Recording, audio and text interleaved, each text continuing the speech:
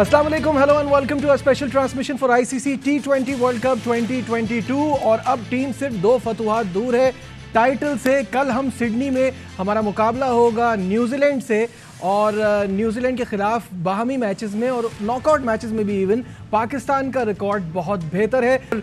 Super मुकाबला, और इसके लिए मेरा पैनल मेरे साथ मौजूद है यूनुस खान, कामरान अकमल, तनवीर अहमद और शोएब जट। अस्सलाम वालेकुम, वेलकम टू द शो। वालेकुम अस्सलाम। यूनुस कल हमारे साथ नहीं थे, आज हमें फिर वापस ज्वाइन किया है। तो सबसे पहले यूनुस से शुरू करते हैं। यूनुस, मुझे बताइएगा, जो बात हो रही है हिस्ट्री की, उन बहुत सारे मुकाबलों में आप भी टीम का हिस्सा रहे हैं। हमारा न्यूजीलैंड के खिलाफ रिकॉर्ड अच्छा है और नॉकआउट्स में भी बहुत अच्छा है। जैसे आप कहते हैं हमेशा कि न्यूजीलैंड वर्ल्ड कप में आती है या किसी बड़े इवेंट में आती है तो अलग टीम नजर आती है, और हम भी किसी बड़े इवेंट में न्यूजीलैंड को बड़ा ज़बरदस्त मुकाबला देते हैं। ऐसे ही है। और जैसे शाहिद भाई ने भी कहा कि तमाम इशारे पाकिस्तान की तरफ है, तो इस वक्त तमाम इशारे और तमाम पॉइंट जो है वो हमारे हक में ही जा रहे हैं। और जिस तरह पाकिस्तान टीम ने क्वालिफाई किया वो हम सबके सामने है। अब थोड़ा सा अब प्लानिंग करनी पड़ेगी। बिल्कुल ऐसे ये कि अगेंस्ट अगर न्यूजीलैंड हम उसी रिजीम से खेलें, उसी स्टाइल से खेलें कि हम ऑन गिवन डे कुछ भी हो जाएगा, ऐसा नहीं होता। क्योंकि जब सेमीफाइनल्स और फाइनल्स आते हैं आपके पास, तो बिग गेम्स आते हैं, तो उसके लिए थोड़ी सी प्लानिंग की ज़रूरत है। मेरे ख्याल से सारे इंग्रेडिएंट्स पाकिस्तान टीम के पास मौजूद हैं। सिडनी का ग्राउंड अगर की हम बात करें तो वो स्पिनर्स, पिच बहुत स्पिनर को फेवर करती है, बैट्समैन के लिए भी अच्छी है। तो मेरे ख्याल से तमाम जो इन्वायरमेंट है वो पाकिस्तान टीम की तरफ मोमेंटम जा चुका है। अब करना ये है कि उस वक्त एक शार्प रहना है, अपनी फील्डिंग इम्पॉर्टेंट होगी इस ग्राउंड पे, क्योंकि अगर हम न्यूजीलैंड और पाकिस्तान की टीमों की बात करते हैं तो फील्डिंग उनकी बहुत ज़बरदस्त है। अगर बाकी बैटिंग बॉलिंग तो चलें, ऑन द डे आपकी अगर लक काम करते हैं तो आपका कोई अच्छा स्पेल हो जाता है, आपकी बैटर की एक अच्छी इनिंग हो जाती है तो आप पार हो जाते हो। लेकिन हम यहाँ पे ये बात कर रहे हैं कि न्यूजीलैंड की टीम साइड वो फील्डिंग है, अगर वो 130 रन बनाते हैं तो वो उसको 15-20 रन और ऐड कर देते हैं अपनी फील्डिंग की वजह से। कैप्टन भी काफ़ी मैच्योर है। तो मेरे ख्याल से ये मैच नर्व्स का भी है, स्किल्स का भी है, लक का भी है। लक हमारे फेवर में जा रही है, अगर हम अभी तो बहुत ज़्यादा जा रही है, लेकिन प्लानिंग के बगैर कुछ नहीं उतरना है। अगर प्लानिंग कर जाएंगे ठीक है। तो सिर्फ 2 मैच अवे हैं, लास्ट वर्ल्ड कप में भी यही हुआ। थोड़ी सी प्लानिंग हमारी वैसी नहीं थी, इसलिए हम सेमीफाइनल तक क्वालिफाई करें, उसके बाद हम नहीं पहुंच सके।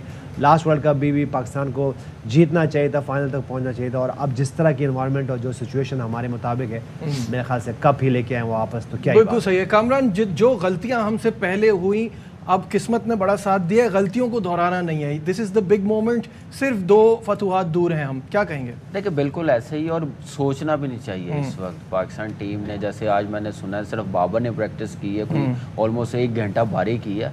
और अच्छा, अपने फॉर्म को लाने के लिए आप नेट पे ज़रूर जाते, जो टाइम मिलता है वो आया, कोशिश है उसकी। बड़ा प्लेयर है, रन्स किए हुए हैं, उसके रन्स करने बड़े ज़रूरी है। बड़ा मैच है तो उस हिसाब से उसने अपनी तैयारी की है। और गलतियाँ भूलेंगे तो आगे का अच्छा सोचेंगे हम लोग। तो मेरे ख्याल से बड़ा अच्छा मौका पाकिस्तान टीम के पास, वेन्यू जो हम लोगों को मिल गया, बड़े लकी हैं हम लोग। लकी तो हैं हम लोग, सेमीफाइनल में क्वालिफाई कर गए, अल्लाह का शुक्र है। और उससे ज़्यादा आप देखिए ब्लेसिंग ये है कि सिडनी में हो रहा मैच, तो इसका पूरा फ़ायदा उठाना चाहिए। और इंटेंट बार बार हम लोग कहते हैं, स्टार्ट अच्छा मिल जाए, बैटिंग अच्छी फिनिश करें, अच्छा बैटिंग ऑर्डर हो। ये नहीं कि सिर्फ हारिस ने रन्स किए तो हारिस ही आ रहा है, नीचे से एकदम से शादाब आ जाएगा हारिस से ऊपर से। ये हमने देखे हैं पास में मैचेस में। तो एटलीस्ट रोल डिफाइन करना पड़ेगा, फिर जाके हम लोग अच्छी क्रिकेट खेलेंगे। इस सिचुएशन के हिसाब से भी तो चीज़ों को लेके चलना होगा तनवीर। अगर हमें ज़रूरत पड़ रही है तो हम फ्लोट कर सकते हैं प्लेयर्स को। अगर हम ये सोच रहे हैं कि ऊपर से स्लो हुआ है तो हम फिर किसी को ऐसे को, जैसे कि अभी बात हो रही है शादाब को ऊपर भेजा भी जा सकता है, नवाज को हम भेजते रहे हैं। तो ये उस वक्त मौके के हिसाब से देखना होगा चीज़ों को। नजीब देखें, 2 जो हमारे ओपनर्स हैं, उसके अलावा हमारे जितने भी प्लेयर्स हैं, आपने देखा है कि इनके कोई नंबर्स नहीं है अभी। शादाब किसी टाइम भी नीचे से ऊपर आ जाते हैं, नवाज नीचे से ऊपर आ जाते हैं, शान कभी ऊपर से नीचे चले जाते हैं, इफ्तिखार कभी ऊपर नीचे। तो ये सब मिक्सअप हो रहा है। सिचुएशन के हिसाब से हमेशा ज़रूर भेजना चाहिए। और आपने कभी ये भी देखा होगा, भी आखिरी मैच में हमने ये देखा कि दोनों ओपनर्स अच्छा नहीं खेल रहे, तो एकदम से हारिस को ऊपर भेज दिया, नवाज को ऊपर भेज दिया।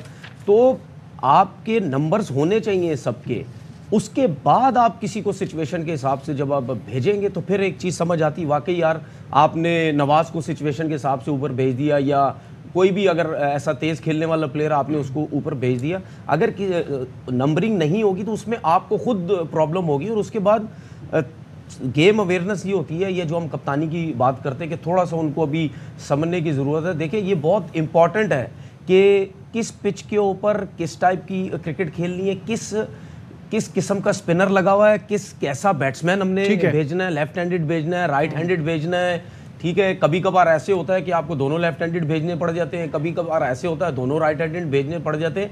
T20 क्रिकेट में आपको ऑन दी स्पॉट बहुत जल्दी फैसले करने होते हैं, और उसके साथ साथ आपका जो कोचिंग स्टाफ होता है उसको भी अपडेट रखना बहुत जरूरी है। शोएब, आपकी तरफ आता हूँ। खबरें अभी पहले ही कामरान ने बता दिया कि आज सिर्फ बाबर ने 1.5 घंटा प्रैक्टिस की है, बाकी किसी ने प्रैक्टिस नहीं की, आज रेस्ट था सबके लिए। मुझे ये बताइए कि वहाँ से क्या खबरें आ रही हैं, मोराल कैसा है, क्या हम भी इस अपॉर्चुनिटी को अप्रिशिएट कर रहे हैं जो हमें मिल गई है? देखिए, एक अहम खबर जो क्रिकेट बोर्ड ने अभी तक उसका जवाब नहीं दिया, लेकिन मेरे पास जो इतलात हैं वो ये हैं कि रमीज़ राजा भी ऑस्ट्रेलिया पहुंच चुके हैं इस मैच के लिए। तो अभी क्रिकेट बोर्ड ने इसको कंफर्म करना है, लेकिन ज़रा ये बता रहे हैं कि वो ऑस्ट्रेलिया की तरफ जा चुके हैं ताकि टीम को जाके चेयर करें। तो चेयरमैन जब टीम नीचे जा रही थी तब नहीं थे, लेकिन अब जब टीम ऊपर जा रही है तो टीम के साथ होंगे।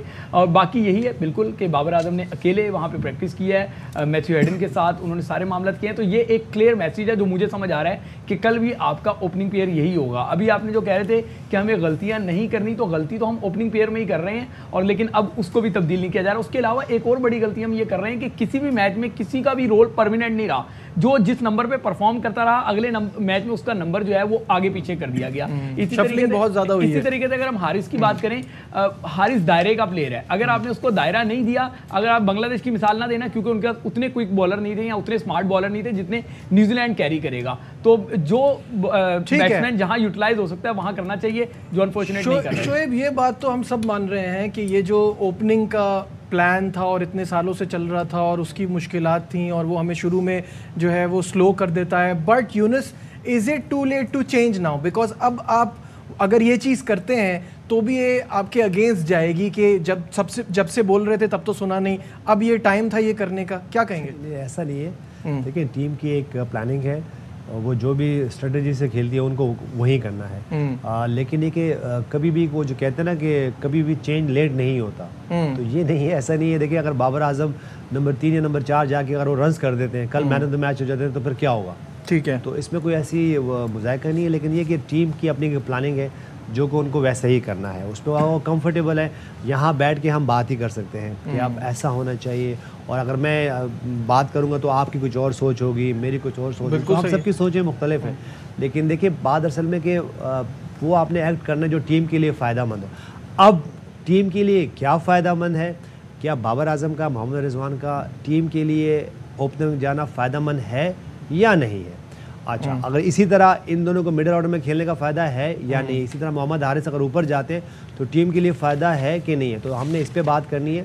और बाकी जो भी टीम के लिए अगर फ़ायदेमंद है, जो भी टीम को बेनिफिशरी है, वही एक्ट करने चाहिए। अब जो भी आप इसी तरह करते हो, आपके पास एक पूरी एक स्क्वाड होता है जिसमें बहुत सारे 14-15 प्लेयर्स होते हैं, तो आप उसको अकॉर्डिंगली उसको वो आप उसको यूटिलाइज़ कर रहे हो। तो अगर हम 3 बैटर की बात करें तो आसिफ अली यहाँ नहीं है, खुशदिल शाह नहीं है, उसके बाद हैदर अली नहीं है, लेकिन जो मोहम्मद हारिस जिस तरह से आए हैं और उनको खिला के ट्रस्ट किया गया, उन्होंने डिलीवर भी किया। ठीक है, उनकी तरफ से अभी हम वो उनकी परफॉर्मेंसेज आनी है, लेकिन थोड़ा सा चेंज हम क्यों लग रहे हैं। और जो 1-2 मैचेस जीते भी हैं उसमें जब मोहम्मद हारिस ने बैटिंग की तो वो मोमेंटम बना हुआ है। तो अगर जो भी आपकी बेनिफिशरी में है, चाहे वो ऊपर जाके बेनिफिशियरी हैं और चाहे वो नीचे आके, आपको तो देखना है टीम को किससे फायदा हो रहा है। हम स्टैट्स पर एक बार नजर डाल लें क्योंकि ये ओपनिंग की बात हो रही है। तो बाबर और रिजवान के पहले बाबर के स्टैट्स पर नजर डालते हैं और obviously he is not having a good time in Australia. तो average is 7.8, strike rate is 61.9 और टोटल रन्स 39 है। तो कप्तान का ना चलना, कामरान, ये प्रॉब्लमैटिक है पाकिस्तान टीम के लिए? देखिए बिल्कुल है, लेकिन हम ये नहीं कह सकते इसमें एबिलिटी नहीं है या फॉर्म में नहीं है या बड़ा प्लेयर नहीं है। ये सारी चीज़ें इसमें है मौजूद। विराट कोहली कितना बड़ा प्लेयर है, 2 साल उसने रन्स नहीं किए, लेकिन टीम ने, मैनेजमेंट ने उसे कॉन्फिडेंस दिया। End of the day king दोबारा वापस फॉर्म में आ गया, तो अभी इतना जल्दी नहीं है मेरे ख्याल से करना चाहिए कि बैटिंग ऑर्डर जो भी है अब वो लेट है, अब 1-2 मैच रह गए, अगर बैटिंग ऑर्डर चेंज किया वो जल्दी आउट हो गया, ये भी जल्दी आउट हो गया, तो फिर वो क्रिटिसिज्म और ज़्यादा होगा। तो जैसे चलता हुआ आ रहा है उस हिसाब से चलेंगे, ठीक है। अब सोचना ये पड़ेगा कि उनके जो ओपनर्स हैं उसको कैसे हम लोगों ने टैकल करना, एक आउट ऑफ द बॉक्स जाके सोचना पड़ेगा। मैंने देखा ऑफ स्पिनर लगाओ, कॉनवे इतना इजी नहीं होता, मुश्किल होता है उसको खेलना। आप इफ्तिखार को पहला ओवर करवा सकते हैं, जो हम पेपर पे कहते हैं ना लिखा होता है, तो उसी पे हम लोग काम कर रहे होते हैं। तो शहीन ने पहला ओवर करना ही करना, बाबर ने और रिजवान ने ओपन करनी है। तो एक मेरे सेमीफाइनल में एक सरप्राइज़ पैकेज दे सकते हैं आप, बॉलिंग में दे सकते हैं, अगर बैटिंग में नहीं दे सकते तो ये एक चांस ले सकते हैं आप स्पिनर से अटैक करवाने का। और उसके बाद देखें आप रिजवान को हमने हारिस को खिलाया, अगर वो रन्स यूनुस भाई ना करता तो कितना क्रिटिसिज्म होना था, ये भी तो देखें ना। इस टाइम पाकिस्तान टीम के साथ लक है, अल्लाह करम कर रहा है, अगर चेंज भी करेंगे ना तो अल्लाह ज़रूर मदद करेगा, लेकिन डिपेंड है कि इनको कैसे मुतमईन करें। हाँ। अच्छा, अब रिजवान पर भी एक नज़र डाल लेते हैं। मोहम्मद रिजवान के स्टैट्स भी आप आ जाएंगे, 20 की एवरेज है और 100 का स्ट्राइक रेट है, तो दोनों जो पाकिस्तान के सबसे ज़्यादा परफॉर्मर्स रहे हैं रीसेंट पास्ट में, वो इस वर्ल्ड कप में स्ट्रगल कर रहे हैं। टोटल रन रिजवान के भी 103 है। तनवीर देखिए, इसमें कोई शक नहीं है, नो डाउट ही करते हुए आ रहे हैं, लेकिन मैंने एक क्लिप एक दफ़ा देखा था सचिन तेंदुलकर का, अगर मैं गलत हूँ तो माजरत, क्योंकि प्लेयर बहुत बड़ा है उनकी मैं बात कर रहा हूँ, वो गलत हुआ तो तभी कह रहा हूँ माजरत। वो किसी स्कूल में गए थे, कुछ बच्चों से उन्होंने बात की थी, तो एक आध बच्चे ने उनसे सवाल किया कि फॉर्म क्या चीज़ होती है, तो उन्होंने ये बात बोली, उन्होंने बोला फॉर्म का मतलब लोग ये समझते हैं कि 100 कर दिया, 150 कर दिया, फॉर्म ये होती है। उन्होंने बोला मेरी नज़र में जो 25 रन भी कर रहा है फॉर्म उसको कहते हैं कि बल्ले पे कितने अच्छे तरीके से बॉल आ रहा है। अगर आपने 20-25 रन कर दिए तो उसको भी हम फॉर्म कहते हैं, और आपने उसको लेके किस तरह आगे चलना है ये अब आपको लगता है ये इन दोनों की फॉर्म है या नहीं है? देखें, फॉर्म उस लेवल की नहीं है, लेकिन अगर ये कंफ्यूज ना हो ना कि जी हम 15-20 कर रहे हैं तो हम बड़े रन्स क्यों नहीं कर रहे, क्यों? उसकी वजह ये है क्योंकि ये दोनों बड़े रन्स के आदी हो चुके हैं, ये दोनों कब से करते हुए आ रहे हैं, ठीक है ना। अब इनकी ब्रेक लगी है तो ये शायद ये ना कहीं सोच रहे हो कि अब हमसे रन्स क्यों नहीं हो रहे। देखिए, अपनी जो पास की इनिंग्स उन्होंने खेली है उसको देखें, बाबर आजम बहुत अच्छा प्लेयर, बहुत बड़ा नाम बन चुका है, वो बड़े मैच में रन्स कर सकता है, इसमें कोई शक नहीं है। तो सेमीफाइनल है, बड़ा मैच है, और ऑब्वियसली हम सबकी उम्मीदें और दुआएं जो है वो बाबर के साथ है। अपने ऊपर ना लो कि इसको नीचे भेज दो, उसको ऊपर भेज दो, जिस नंबर पे आप अभी फिलहाल खेल रहे हैं आप उसी नंबर पे खेले। और कुछ एक आध ठीक है बंदे की मैंने वो बात सुनी थी जी, बाबर जी बहुत जोर से खेलने की कोशिश कर रहा है, भाई जो काम है वो काम करे, बाबर बहुत अच्छा खेलने की कोशिश कर रहा है। ठीक है, यहाँ लेते हैं एक छोटा सा कमेंट डिस्कशन को आगे बढ़ाएंगे और कुछ की प्लेयर्स पर बात करेंगे, कहीं मत जाइएगा, विल बी राइट बैक।